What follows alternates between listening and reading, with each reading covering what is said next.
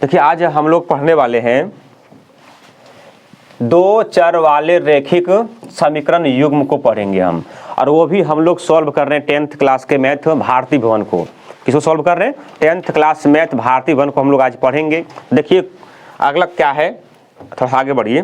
देखिए आगे में है, लक्ष्य को पाने के लिए यदि हम तन मन और धन लगा देते हैं तो सच कहता हूँ दोस्तों, कुंडली के सितारे भी अपनी जगह बदल देते हैं। कहने का मतलब ये हुआ कि अगर हम लक्ष्य पाने के लिए अगर तन मन से काम करेंगे और पढ़ेंगे तो अगर जो व्यक्ति फेल होने वाले भी होंगे तो वो पास हो जाएंगे, अपने मुकाम तक वो पहुंच जाएंगे। ठीक है, चलते हैं इस चैप्टर को स्टार्ट करते हैं हम। देखिए चैप्टर स्टार्ट करने से पहले क्या है, जितने भी बच्चे इसमें जुड़े हुए हैं सभी इस चैप्टर को इस वीडियो को लाइक कर लीजिए और सब लोग मिलकर एक बार इस वीडियो को शेयर कर दीजिए, और जो नए हैं वो प्लीज सब्सक्राइब कर लीजिए। ठीक है, तो देखिए क्वेश्चन क्या बोल रहा है। ये अध्याय 2 है, भारती भवन से अध्याय क्या है, अध्याय 2 है। चैप्टर का नाम है दो चर वाले रैखिक समीकरण युग्म।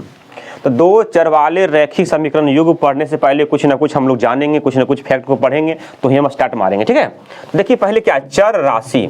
तो चर राशि क्या होती है, चर किसको बोलते हैं और अचर किसको बोलते हैं, पहले इसके बारे में जानना है। देखिए जिसका मान हमेशा बदलते रहे, प्रत्येक स्थिति में अलग अलग हो, चर मान किसे कहते हैं? जिसका मान हमेशा बदलते रहे उसे चर मान कहते हैं। हम लिखें वैसी राशि जिसका मान हमेशा बदलते रहता है उसे चर राशि कहते हैं। जैसे कि ए टू जेड का मान क्या होता है? हमेशा बदलते रहता है। ए टू जेड का मान क्या होता है? हमेशा बदलते। बंद करो, चलने की भी अकल तो ना ये लोग को।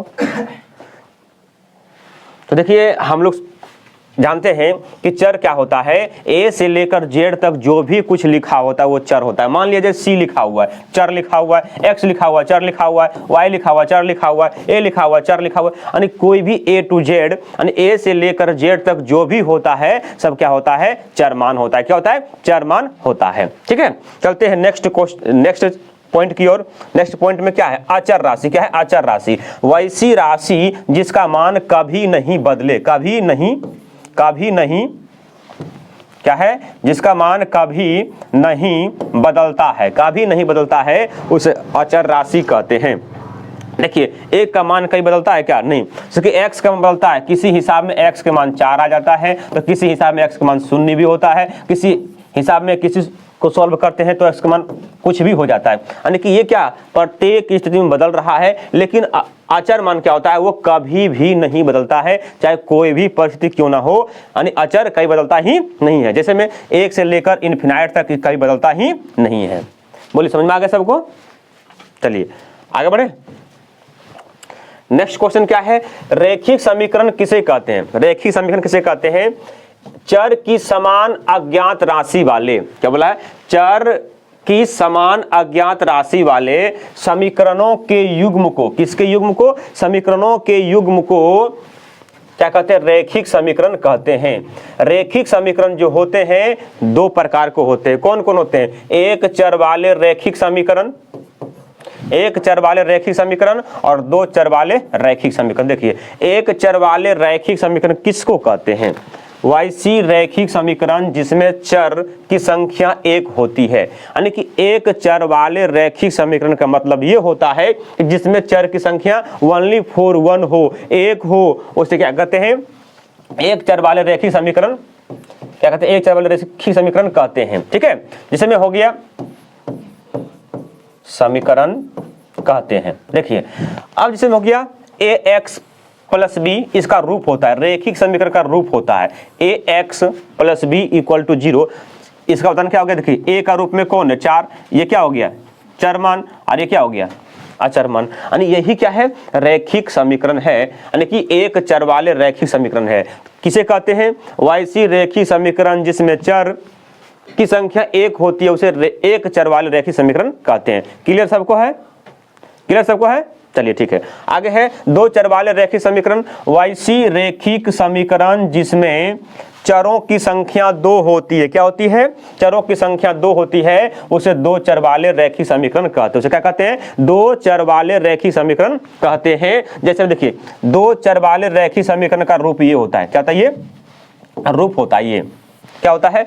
ax plus by plus c, ये दो चर वाले रैखिक समीकरण का रूप होता है। a का मतलब क्या? यहाँ पे कुछ अंक लिखा होगा, यहाँ पे क्या कुछ लिखा होगा, और c भी क्या कुछ कांस्टेंट लिखा होगा, यानी अचर पद लिखा होगा। यानी कि मान लीजिए 5x प्लस इसको मान लीजिए 6y और प्लस इसको मान लीजिए 9 इक्वल टू में क्या हो जाएगा? 0। ये क्या है? अचर, यानी कि ये दो चर वाले रैखिक समीकरण हो गया है। किसी का डाउट है तो बोलो, नहीं है। चलिए नेक्स्ट बढ़ते हैं हम नेक्स्ट पेज की ओर।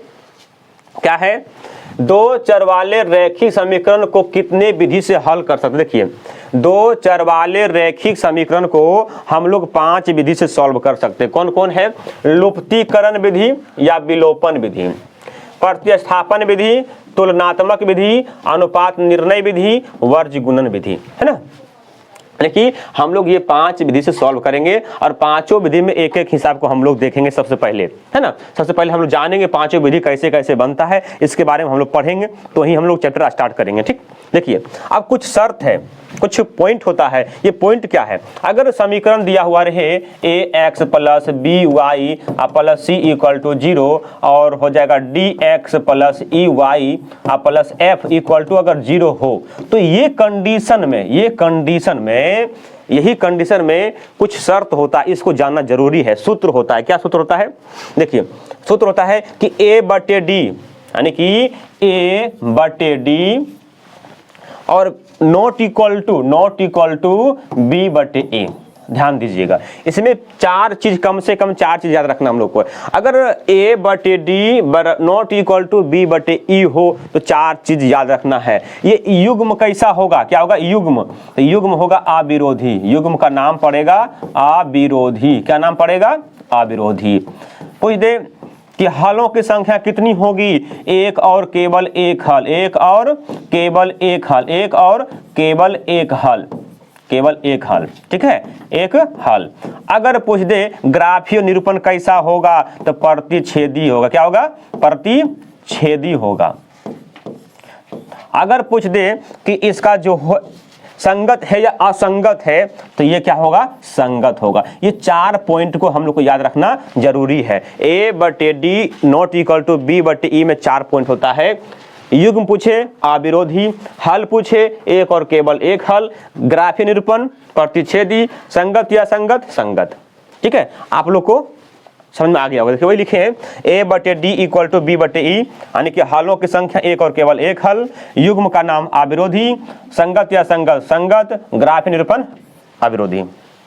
ग्राफीय निरूपण अविरोधी होगा भाई, प्रतिच्छेदी होगा, प्रतिच्छेदी होगा। ठीक है, बोलिए सबको समझ में आ गई चीज? दूसरा पॉइंट समझा में? चलिए दूसरा पॉइंट देखते हैं। अरे भाई तो पूरे उड़ गया। दूसरा पॉइंट में रहे अगर a/d equal to b/e equal to c/f। ठीक है, अगर इसमें पूछे कि ये युग्म कैसा है, युग्म क्या है, युग्म कैसा है, तो युग्म का नाम हो जाएगा आश्रित। क्या हो जाएगा? आश्रित। आश्रित युग्म का नाम कैसा है? आश्रित है। दूसरा, अगर पूछे कि हलों की संख्या कितनी होगी, तो अनगिनत। हलों की संख्या कितनी होगी? अनगिनत। ठीक है, अनगिनत। अगर पूछा जाए कि इसका संगत होगा या असंगत, तो ये हो जाएगा संगत। क्या हो जाएगा? संगत। अगर पूछा जाए क्या कि इसका ग्राफीय निरूपण कैसा होगा, ग्राफीय निरूपण कैसा होगा, तो इसका हो जाएगा समपाती। क्या हो जाएगा? समपाती। क्या हो जाएगा यहाँ पे? समपाती। तो ग्राफीय निरूपण ये हो जाएगा समपाती। क्या हो जाएगा यहाँ पे? समपाती हो जाएगा, नहीं हाँ समपाती हो जाएगा। ठीक है, तो ये 4 पॉइंट रटना है। a/d equal to b/e equal to c/f में युग्म का नाम आश्रित, हलों की संख्या अनगिनत, संगत या असंगत, संगत, और ग्राफीय निरूपण समपाती। ये पॉइंट गलत लिखा गया है। ठीक है, माफ कीजिएगा, ये पॉइंट गलती लिखा गया। यहाँ होगा प्रतिच्छेदी, संपाती और ये होगा समानता। ठीक ना। देखिए नेक्स्ट पॉइंट चलते हैं। नेक्स्ट पॉइंट में है यदि a बटे d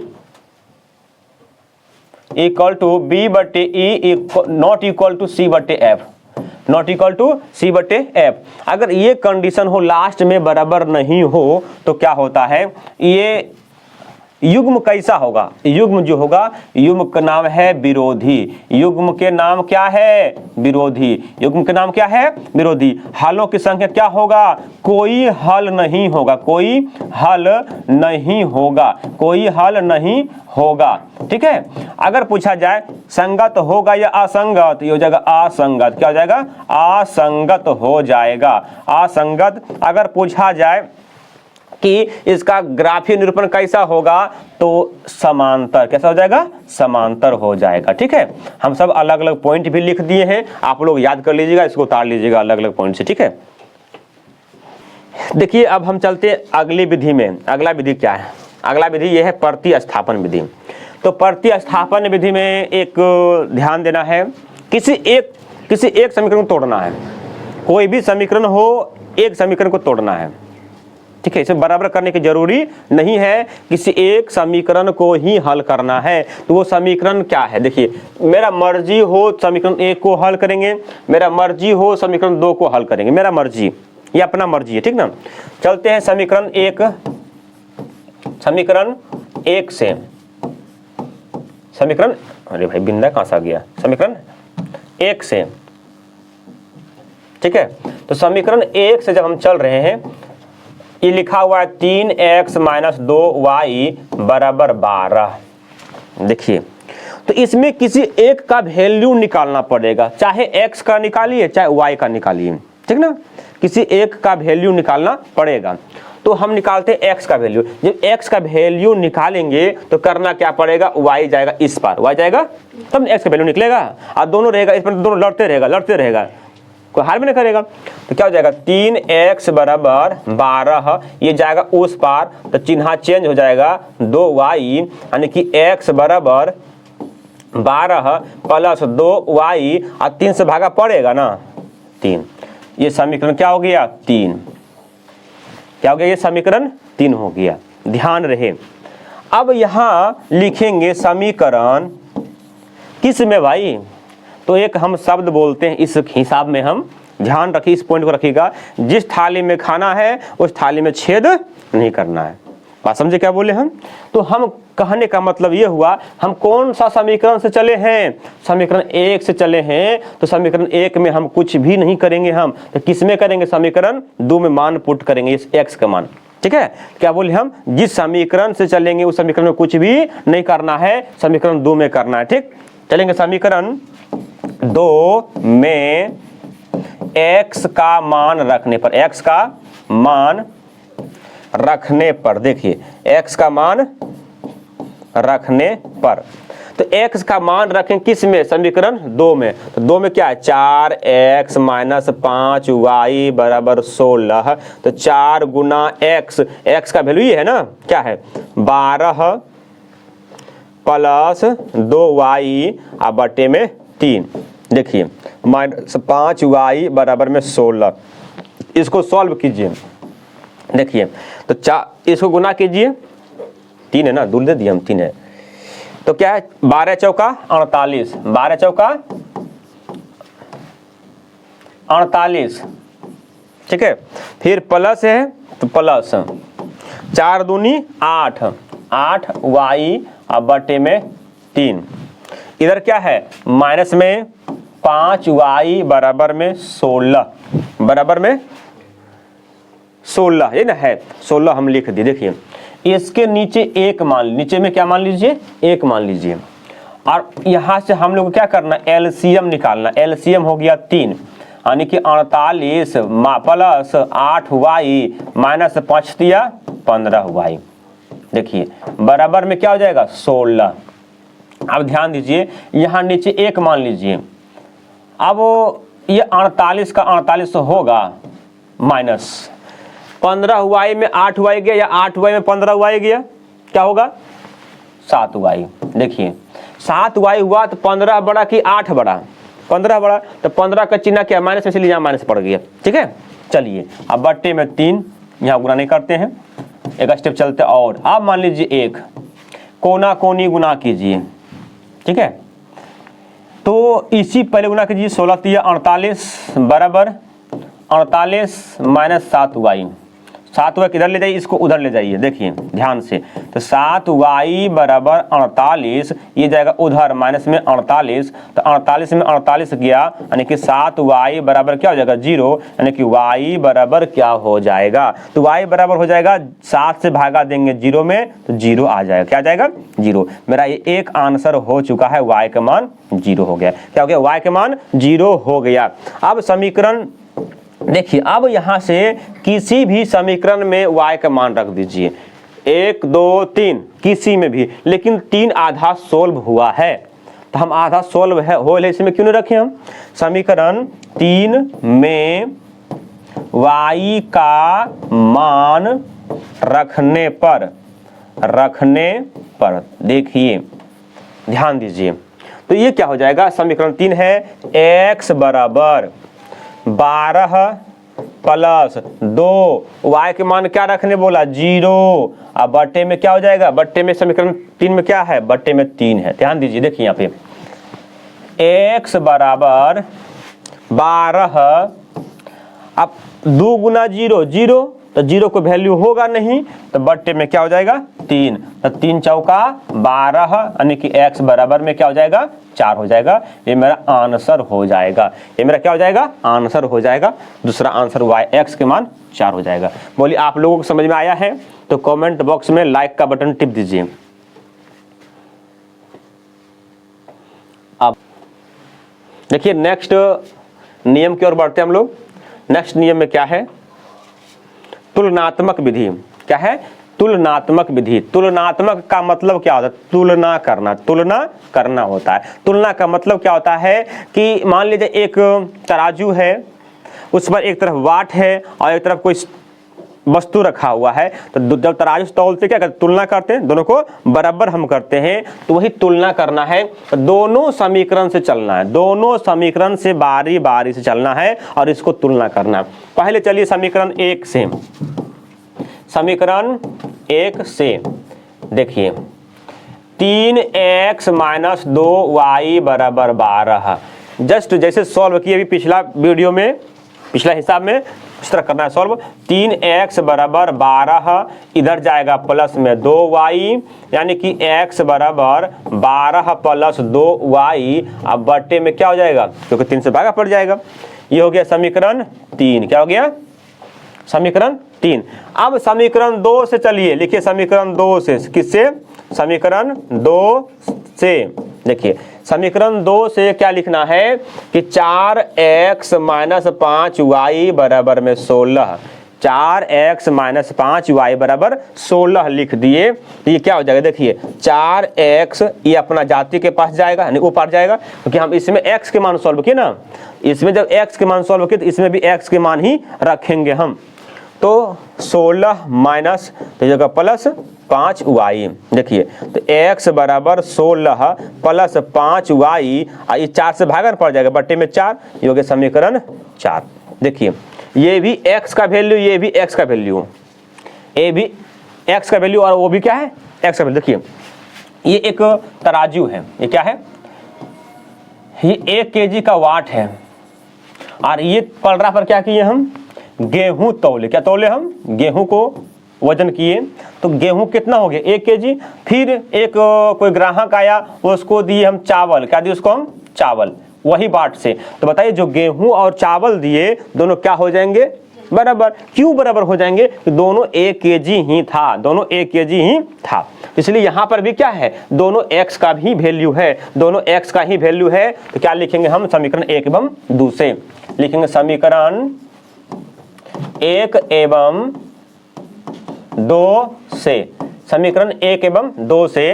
तो ये क्या हो जाएगा, देखिए समीकरण, सॉरी 1 नहीं 3 4 से होगा, समीकरण 3 एवं 4 से, 3 एवं 4 से। देखिए तो 3 में क्या है, x का वैल्यू ये है, तो लिखिए 12 प्लस 2y बटे में 3, ये भी x का वैल्यू क्या है 16 प्लस 5y/4 ध्यान रहे।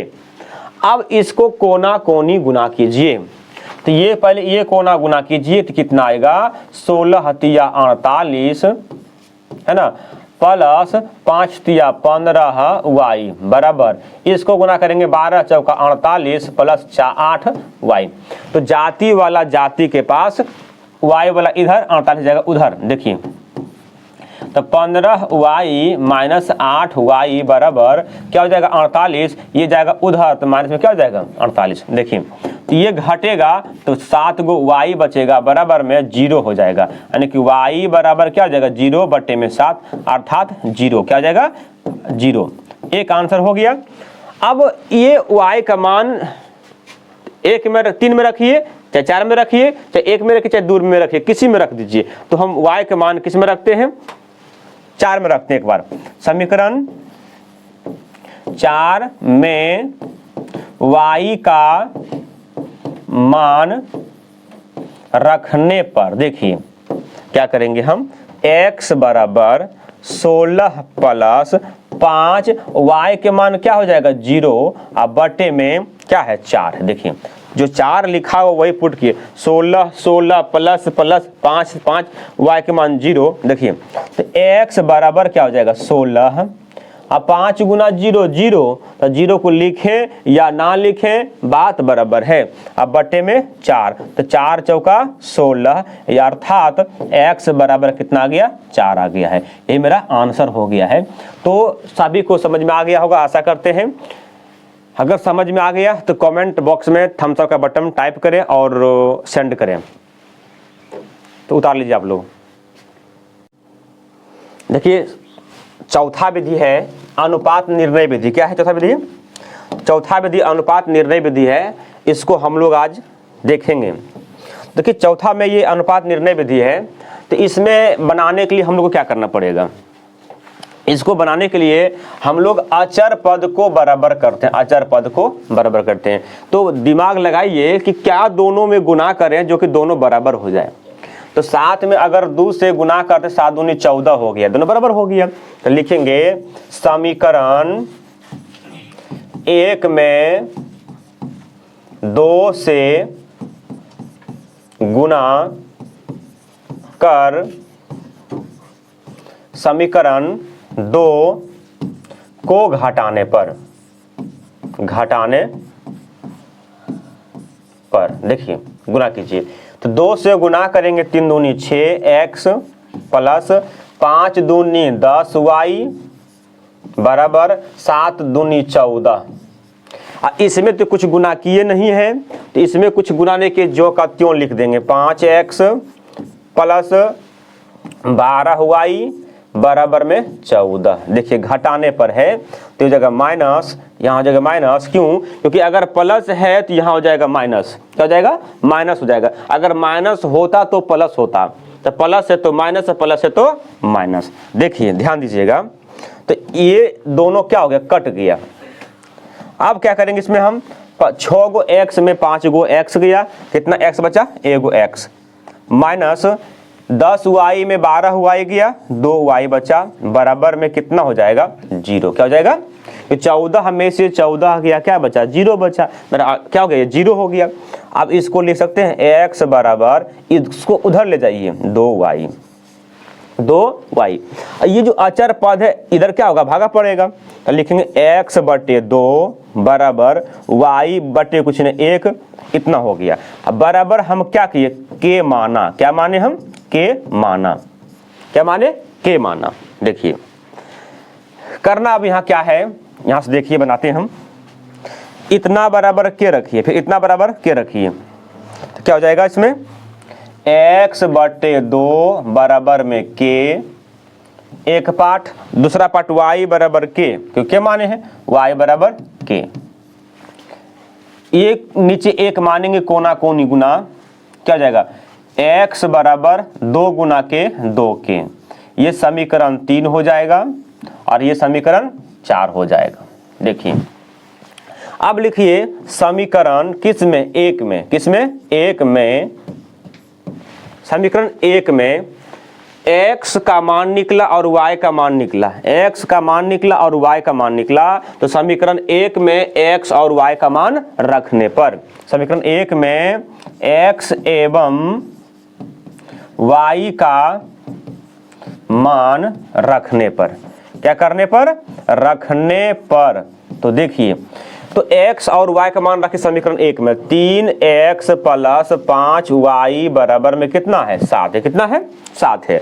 तो इसका मान रखिए x के मान, तो 3 गुना x के मान कितना आया, 2 के, कितना आया, 2 के, इस जगह रखिए 2 के, क्या रखेंगे हम, 2 के, प्लस 5 गुना y, तो y के मान कितना आया, सिर्फ ओनली 4 के बराबर में 7, तो 3 दूनी 6 के अब प्लस 5 के अब बराबर में कितना हो जाएगा, 7, तो 6 और 5 कितना हो जाएगा, 11, तो 11 गो के, 11 गो के अब बराबर में 7, यानी कि के बराबर 7, एक भागा पड़ेगा 11 से, 7/11 हो जाएगा। देखिए जब k का मान निकल गया समीकरण 3 और 4 में बारी बारी से रखेंगे, मेरा x y का मान कंप्लीट हो जाएगा। देखिए क्या लिखेंगे, समीकरण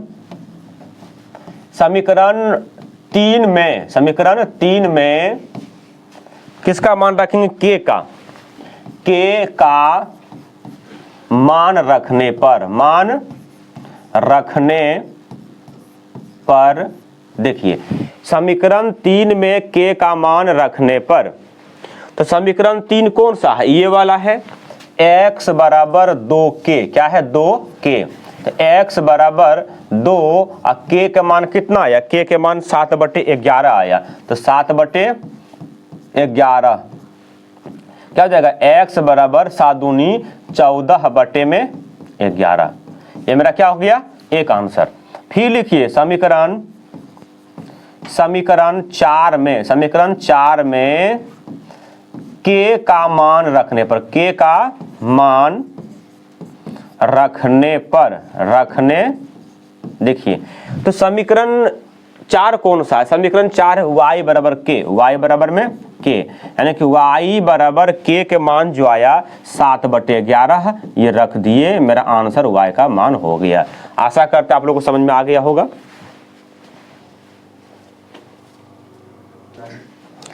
देखिए यहाँ पे थोड़ा सा मिस्टेक हो गया था, यहाँ समीकरण 1 लिखाएगा, यहाँ पे समीकरण 1 में x एवं y का मान रखने पर इस छूट गया था। तो देखिए अब हम लोग अगला विधि पढ़ेंगे जिसका नाम है वर्ज गुणन विधि। क्या है, वर्ज गुणन विधि। तो इसको पढ़ने से पहले कुछ हम शब्द बोलेंगे, कुछ चीज सिखाएंगे हम, उसके ऊपर ध्यान देना है, ठीक है। तो ध्यान ये देना है कि अचर पद बराबर के इस पार नहीं होना चाहिए। पहला ध्यान ये रहे कि अचर पद अगर उस पार में हो बराबर के तो इस पार में लाके ही बनाना है। अगर उस पार में अगर बनाना चालू कर दिए हो तो गलत हो जाएगा। क्या हो जाएगा, गलत होने की संभावना है। लेकिन चर पद को इधर लाके बनाना है। मान लीजिए कोई समीकरण है x प्लस 5y बराबर में 5 लिखा हुआ है। अगर हमको बनाना है तो इस 5 को इधर लाना पड़ेगा, यानी कि x प्लस 5y माइनस 5 बराबर में क्या हो जाएगा, 0। यानी ऐसा करना पड़ेगा तो ही बनेगा। तो देखिए ध्यान रहे क्या है, ये क्या है जो लिखा हुआ 2, ये a है और ये b है और ये c है और ये d है और ये e है और ये f। यहाँ पे माइनस है, क्या यहाँ पे माइनस है, ये हो जाएगा f। यानी बुक देख लो क्या माइनस है क्या।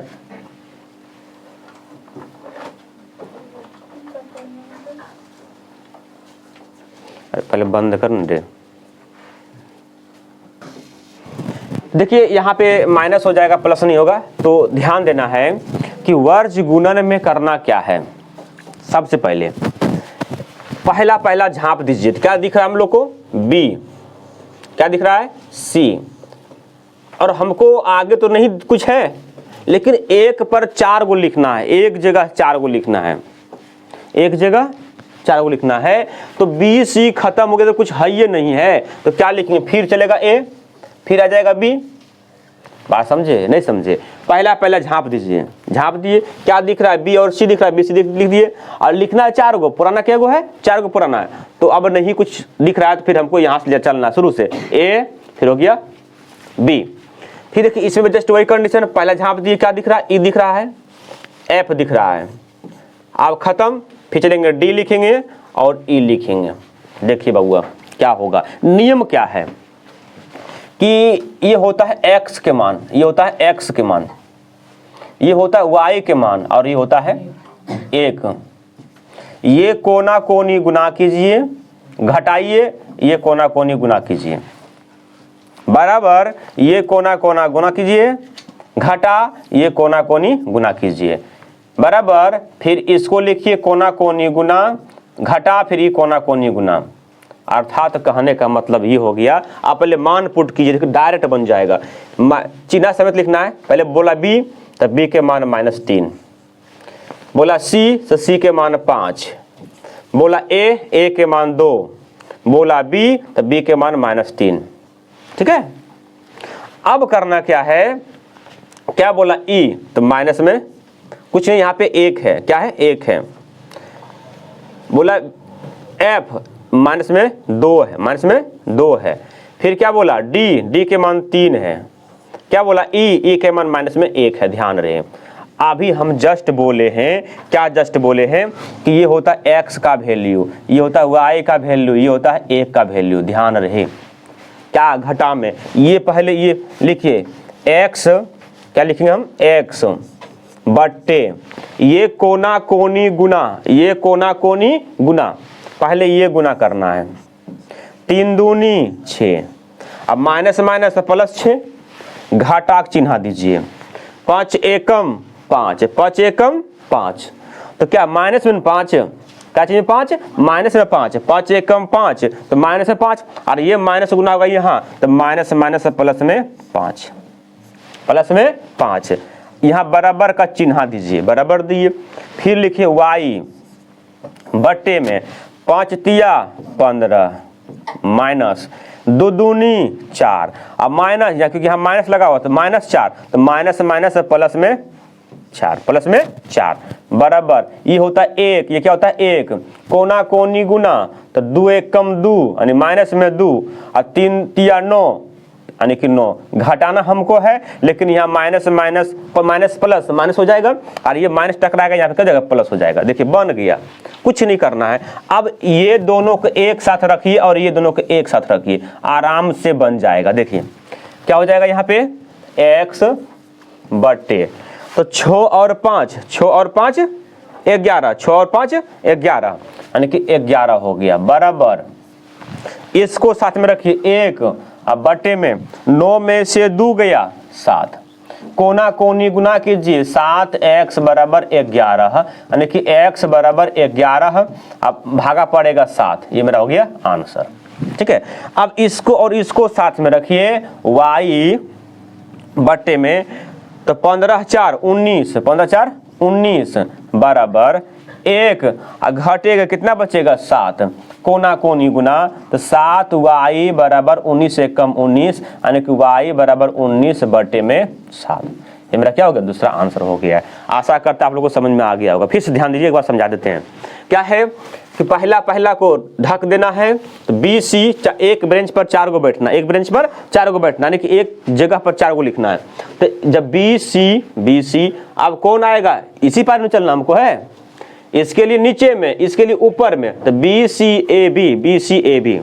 अब इसे चलेंगे ई एफ डी ई, बस सबका मान यानी कि बी के मान क्या है 3 - 3, सी के मान 5, फिर क्या है ए के मान 2, फिर बी के मान 3, जो भी उसको लिख दिए। बस ये कोना से ये कोना गुना किए, घटा दिए और ये कोना से ये कोना गुना किए, यहाँ लिखें। फिर y लिखे, ये कोना से ये कोना गुना किए 15 हुआ, घटा का चिन्ह पड़ेगा और ये कोना से ये कोना गुना किए 2 दूनी 4, तो घटा का चिन्ह था तो माइनस माइनस प्लस 4 हो गया। फिर 1 लिखे, ये कोना से ये कोना गुना किए, फिर ये कोना से ये कोना गुना किए, यहाँ लिख दिए। ठीक है, ऐसे बना, सॉल्व किया, आंसर आ गया। तो आशा करता आप लोग समझ में आया होगा। तो देखिए अगला क्वेश्चन क्या है। अगला क्वेश्चन हम लोग प्रश्नावली स्टार्ट करने जा रहे हैं। तो प्रश्नावली 2 का ए यानी कि 2 चर वाले रैखिक समीकरण का आज चैप्टर स्टार्ट हो गया है ना। तो चैप्टर में क्या है, बोला कि 3x माइनस 2y प्लस 1 बराबर 0 को संतुष्ट करते हुए रिक्त स्थानों को भरें। बोला कि x के मान अगर 1 है इसी समीकरण के अनुसार तो y के मान क्या होगा, ध्यान रहे। तो x के मान 1 है तो y के मान क्या होगा देखते हैं।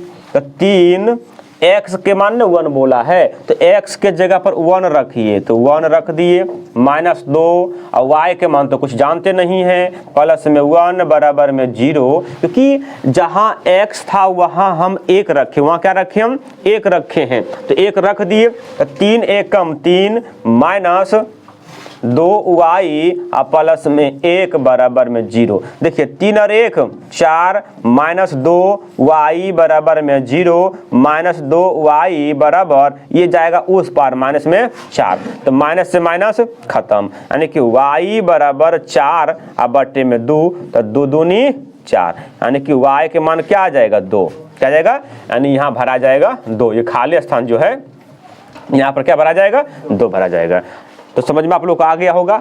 इधर चेक करते हैं, समीकरण क्या है 3x माइनस 2y प्लस 1 बराबर 5। देखिए y के मान 5 रखना, y के मान 5 रखना, तो x के मान क्या होगा, y के मान 5 रखना तो x के मान क्या होगा। देखिए तो 3x माइनस 2y के मान रखेंगे हम 5 और प्लस में 1 बराबर में 0, तो 3x 5 दूनी 10 और प्लस में 1 बराबर में 0, तो 3x माइनस 10 में से 1 गया 9 बचा बराबर में 0, यानी कि 3x बराबर 9, क्योंकि बराबर के जब आर पार होगा तो चिन्ह क्या होता है, चिन्ह चेंज होता है, लिख सकते हैं x बराबर 9 अब बटे में 3, तो 3 से काटेंगे तो 3 तिया 9, यानी कि x बराबर कितना हो जाएगा 3, आंसर, यानी कि यहाँ पे क्या भरा जाएगा 3 भरा जाएगा, मेरा क्या हो जाएगा आंसर हो जाएगा। ठीक है, तो आप लोग इसको समझ गए होंगे। चलिए आगे बढ़ते हम। दूसरा क्वेश्चन क्या है कि निम्नलिखित में सही गलत कथनों को पहचाने। बोला कि 5x माइनस 2y बराबर 7, x बराबर 3 y बराबर 4 है क्या। अब ये सही बोल रहा है, ये क्या गलत बोल रहा है कि कोई विद्यार्थी हैं या कोई बच्चे हैं, इसको हल किया, x के मान 3 रखा तो y का मान 4 आया, ये गलती हल किया या सही हल किया इसको जांचना हम लोग है ना। तो x के मान 3 रखिए या फिर 4 रखिए y के मान, तो कोई दिक्कत नहीं है, तो x के मान 3 रखिए y के मान 4 रखिए, एक बात बराबर है। तो x के मान 3 रखिए, लिखिए x बराबर 3 रखने पर, देखिए थोड़ा समझिएगा इसको, अगर x के मान हम 3 रखे y के मान 4 आ गया तो हम समझेंगे कि वो विद्यार्थी जो बनाए थे वो सही बना रहे हैं, क्या कर रहे हैं वो सही बनाए हैं। अगर y के मान 4 रखेंगे x के मान 3 आ जाएगा तो समझेंगे सही बनाया, अगर नहीं आएगा 3 समझेंगे वो गलत बनाया है, ये गलत हो जाएगा इसका आंसर। देखिए रखते हैं, तो 5 गुना x के मान 3 माइनस 2y बराबर में 7, तो 5 तिया 15, 5 तिया 15 माइनस 2y बराबर में 7, तो ये क्या हो जाएगा माइनस 2y बराबर में 7, ये जाएगा उस पार माइनस में 15, तो माइनस 2y बराबर 15 में से 7 गया, कितना बचा माइनस में 8। देखिए तो माइनस से माइनस ये खत्म, तो y बराबर 8 बटे में 2, तो 2 चौका 8, यानी कि y का मान कितना आ गया 4। हाँ सर 4 तो आ चुका है, इसका मतलब वो जो विद्यार्थी बनाए थे वो सही बनाए थे, यानी इसका आंसर क्या हो जाएगा सत्य हो जाएगा, क्या हो जाएगा सत्य, यानी कि सही बनाया था, क्या बनाया था सही बनाया, सत्य सही या गलत, यानी सत्य या फिर तो सही लिख सकते हैं हम। ठीक है, बच्चा जो बनाया है वो सही सॉल्व किया था। बोलिए आप लोगों को समझ में आ गया, आगे समझ में। चलिए आगे बढ़ते हैं। नेक्स्ट क्वेश्चन में क्या है, नेक्स्ट क्वेश्चन में यह है कि प्रत्येक समीकरण युग्म ax plus by plus c equal to 0 dx plus ey plus f equal to 0 का एक हल होता है। तो देखिए ऐसा समीकरण हो तो एक हल भी होता है, अनेक हल भी होता है, हल नहीं भी होता है। तो ये क्या बोला है कि प्रत्येक एक हल होता है, यह एक हल होता है, तो ये क्या हो जाएगा हो भी सकता है नहीं भी हो सकता है। ठीक है, तो देखिए, तो ये जो कंडीशन जो है, तो ये कंडीशन तीनों, यानी कि इसका condition A/D not equal to B/E, ये एक हल होता है। एक हल क्या होता है? एक हल। ये भी होता है इसका समीकरण, ये इसका ये भी होता है। और A/D equal to B/E equal to C/F, ये भी होता है। इसका क्या होता है? अनगिनत हल। अनगिनत हल, अनगिनत हल होता है। कितना होता है? अनगिनत हल। और A/D equal to B/E not equal to C/F, इसका कोई हल नहीं होता है। क्या होता है? कोई हल नहीं होता है, कोई हल नहीं। ठीक है, तो कहने का मतलब हो गया विद्यार्थी जी कि सब इसमें सबे हल हो रहा है। क्वेश्चन क्या बोल रहा है कि केवल एक हल होता है, कि बिल्कुल गलत नहीं बोल रहा है। इसका आंसर क्या हो जाएगा? गलत हो जाएगा। क्या हो जाएगा? गलत हो जाएगा। मेरा ये क्या बोला? ये गलत बोला है। बोलिए, आप लोगों को समझ में आ गया? चलिए ठीक है, आगे बढ़ते हैं हम। नेक्स्ट क्वेश्चन में क्या है? अविरोधी समीकरण युग्म A1x प्लस B1y बराबर C1 और A2x प्लस B2y बराबर C2 केवल एक हल होता है। मतलब कि एक हल होने का क्या सूत्र होता है? तब जस्ट हम लिखाए थे कि A/D not equal to B/E, ये लिखा है। तो देखिए, ये हो गया A, ये हो गया B, ये हो गया C, और ये हो गया D, ये हो गया E, ये हो गया क्या? F। ध्यान दीजिए, A, तो A के मान कितना? A1, D, तो D के मान कितना? A2 not equal to B, तो B के मान B1, E B2। ये क्या हो गया? B2। मेरा आंसर क्या हो जाएगा? यही हो जाएगा। क्या बोला है कि अविरोधी समीकरण युग्म इतना का केवल एक हल होता है। तो हाँ, अविरोधी समीकरण होगा तो केवल एक हल होगा। क्या होगा? है ना? तो एक अविरोधी समीकरण का क्या होता है? एक ही हल होता है। इसका आंसर हो जाएगा सही। ये सही बोल रहा है। क्या बोल रहा है? सही बोल रहा है, गलत नहीं बोला जा रहा है ना? चलते हैं नेक्स्ट क्वेश्चन की ओर। नेक्स्ट क्वेश्चन में क्या है? देखिए, 4 के अतिरिक्त P के सभी मानों के लिए युगपत समीकरण इतना और इतना का अद्वितीय हल होगा। अद्वितीय हल का मतलब ये होता है कि केवल एक हल होगा। द्वितीय, अद्वितीय के मतलब केवल एक हल होगा। द्वितीय बोलेगा तो कोई हल नहीं होगा। ठीक ना? तो क्या बोला है? अद्वितीय हल। सूत्र क्या होता है? जस्ट लिखा है A/D not equal to B/E। तो A के मान देखिए, ये A के मान, ये B के मान, और ये C, और ये D, और ये E, और ये होता है F। तो A के मान 4 बटे D के मान 2 नॉट इक्वल टू B, तो B के मान P, और E, तो A के मान कितना हो जाएगा? 2। देखिए, ये और ये खत्म, P कोना कोनी गुना के P नॉट इक्वल टू 4। आप बताइए सही होगा या गलत होगा? है ना?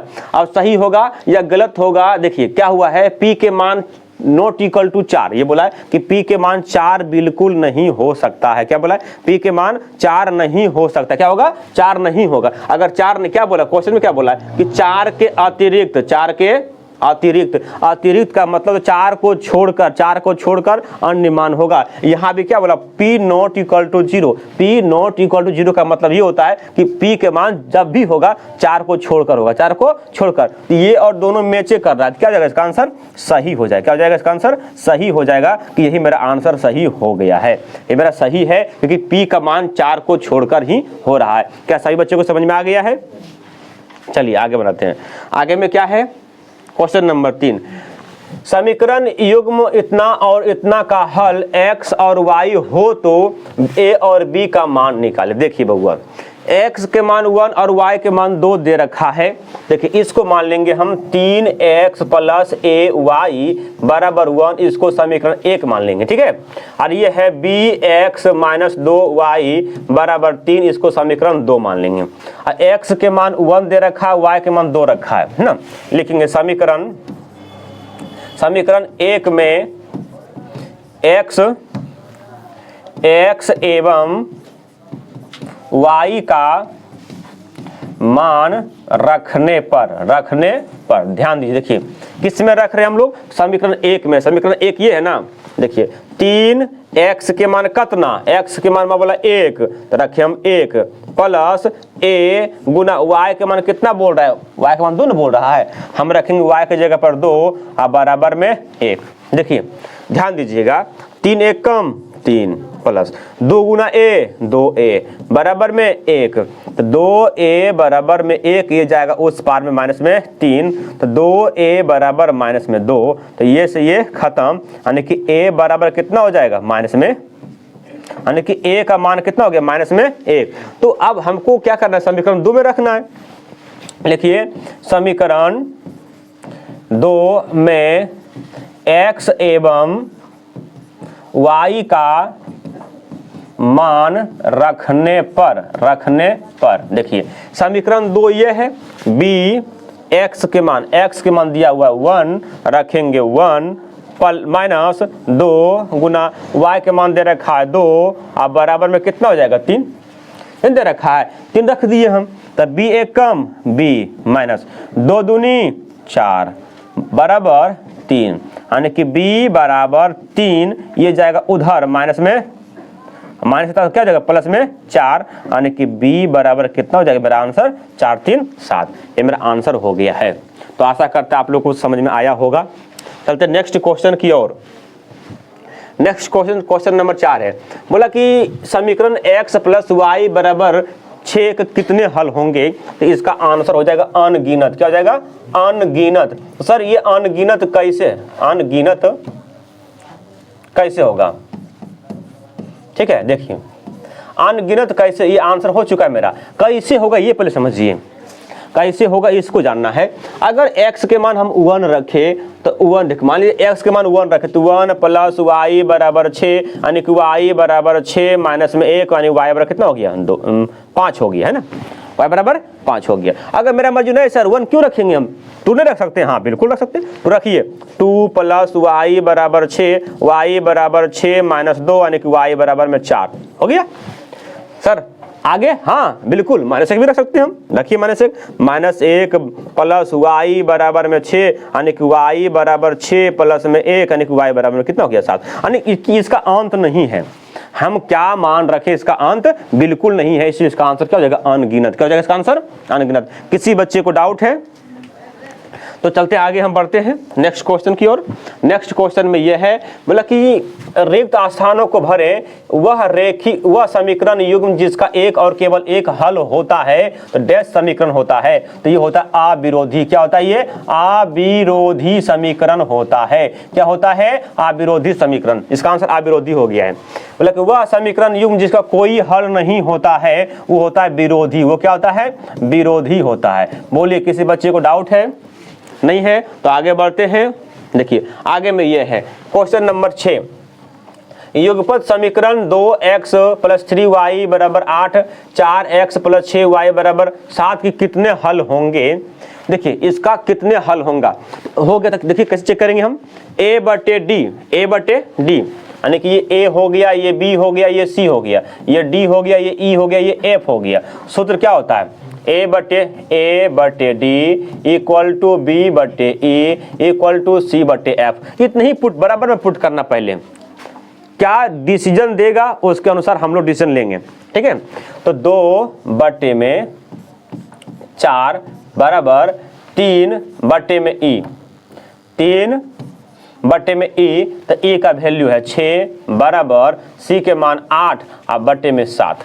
देखिए 2 दूनी 3 दूनी 6, ये नहीं कट रहा है, तो 1 बटे 2 बराबर 1 बटे 2 बराबर 8 बटे 7। देखिए ध्यान दीजिएगा यहाँ पे बात मेरा ध्यान दीजिएगा, क्योंकि ये दोनों बराबर है, ये दोनों बराबर है, लेकिन ये बराबर नहीं है। ये बराबर है क्या, बिल्कुल बराबर नहीं है, यानी कि यहाँ नॉट इक्वल टू हो। ध्यान दीजिएगा कि ये दोनों बराबर अगर लास्ट में नॉट इक्वल टू हो तो इसका आंसर होगा कोई हल नहीं होगा, कोई हल नहीं होगा, कोई हल नहीं है ना, इसका कोई भी हल नहीं है। तो सर अदर कंडीशन होता तब, मान लिया जाए कि 1 बटे 2 बराबर 1 बटे 2 बराबर 1 बटे 2 होता, तीनों बराबर होता, तो इसका आंसर अनगिनत होता। क्या होता अनगिनत होता। अगर सर एक कंडीशन और बचा हुआ, उसको देखिए, अगर 1/2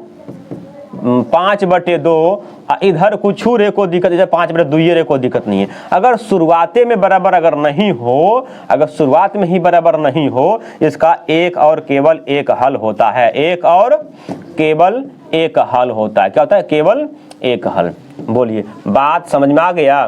केवल केवल एक हल इसका आंसर हो जाएगा। ठीक है, बोलो किसी बच्चे को डाउट तकलीफ नहीं ना?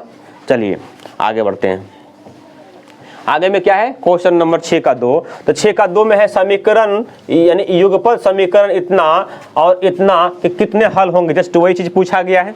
तो ए के मान 1 बटे में डी के मान 2 बराबर बी के मान 2 और ई के मान 4 बराबर -8 बटे में। देखिए ये बराबर के पार है, ये बराबर के इस पार है, ध्यान दीजिएगा, ये बराबर के इस पार, ये बराबर के उस पार। क्या दोनों मैच कर रहा है? बिल्कुल मैच नहीं कर रहा है। इसको बराबर के इस पार लाएंगे हम तो क्या हो जाएगा? माइनस में 16 हो जाएगा, माइनस में 16। तो क्या हो जाएगा? माइनस में 16। देखिए ये कट रहा है, माइनस से माइनस खत्म, 8 दूनी 16, यानी कि 1/2 बराबर 1/2 बराबर 1/2। हम अभी जस्ट क्या बोले एक नंबर में कि अगर तीनों बराबर हो तो अनगिनत हल होगा। क्या बोले हम? तीनों बराबर हो तो अनगिनत हल होगा। इसका आंसर हो जाएगा अनगिनत हल, अनगिनत हल, अनगिनत हल हो जाएगा इसका आंसर। ठीक है, नेक्स्ट क्वेश्चन की ओर चलते हैं। नेक्स्ट क्वेश्चन में क्या है? 3 नंबर में समीकरण निकाय इतना और इतना कि कितने हल होंगे। देखिए 2 बटे पहला 6 बराबर 3/5 बराबर -7 बटे में इधर आएगा तो माइनस में 11 है। देखिए बाबू पहले बराबर नहीं है, ये कट भी रहा है तो यानी कि 1/3 बराबर 3/5, तो पहले ही बराबर नहीं है, पहले ही बराबर नहीं है। तो अभी जस्ट हम बोले कि अगर पहला ही बराबर नहीं हो तो केवल एक हल होगा, केवल एक हल होगा, एक हल होगा। आया बात समझ में? ये मेरा क्या हो गया? आंसर हो गया है। ठीक है, चलते नेक्स्ट क्वेश्चन की ओर। तो अब यहां से हम लोग कल पढ़ेंगे। ठीक है, तो फिर मिलेंगे नेक्स्ट वीडियो में। तब तक के लिए जय हिंद, जय भारत।